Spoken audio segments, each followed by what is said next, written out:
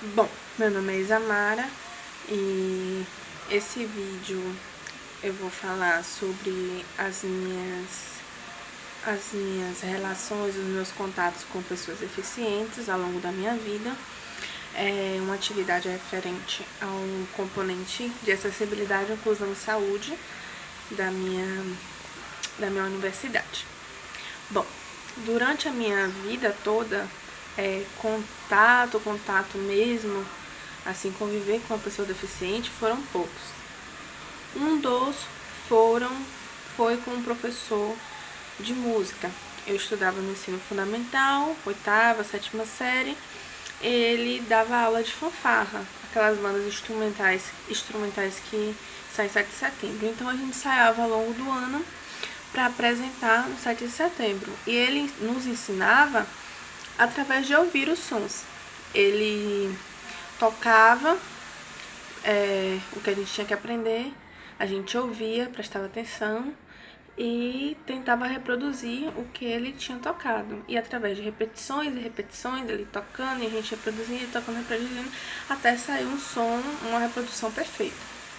Era assim que a gente aprendia a tocar as músicas. Era mais trabalhoso, só que aprendíamos perfeitamente. Isso me ensinou muitas coisas, principalmente aprender a ouvir mais e a falar menos, porque esse professor, ele era mudo, ele não falava. Então, ele só ele usava a audição dele para suprir não, né?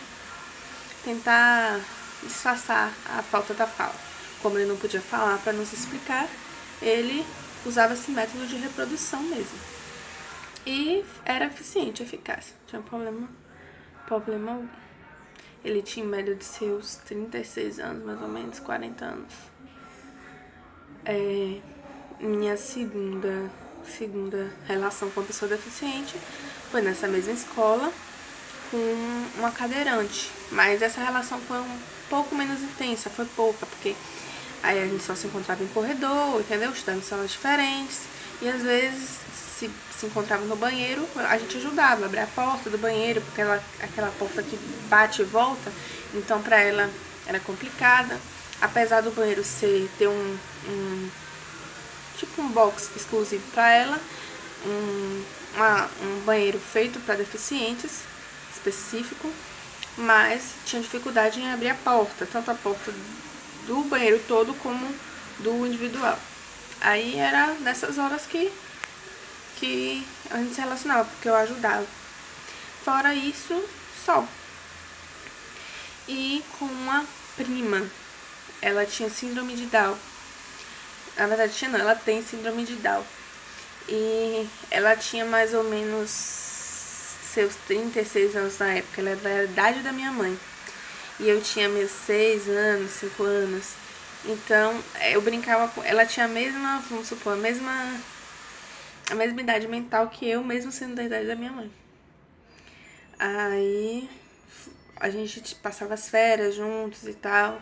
E brincava de pintar, de correr, de fazer desenho, entendeu? Porque ela não teve a oportunidade de ir à escola, pois as escolas que ela estudava, que ela tentou estudar, não aceitavam por sua deficiência psicológica mental. Não tinha também, a escola não tinha profissionais capacitados para receber ela como aluna. Então, ela não se desenvolveu bastante como poderia ter se desenvolvido. E ela era como uma criança. Na verdade, ela tinha idade mental que eu tinha na época.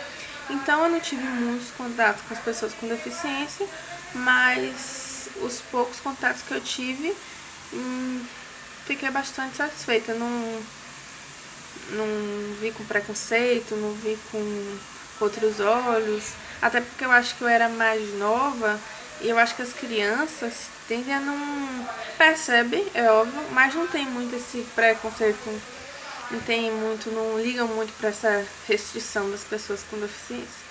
Eu acho que as crianças são um pouco mais abertas a isso. E esses foram os meus contatos com essas pessoas deficientes.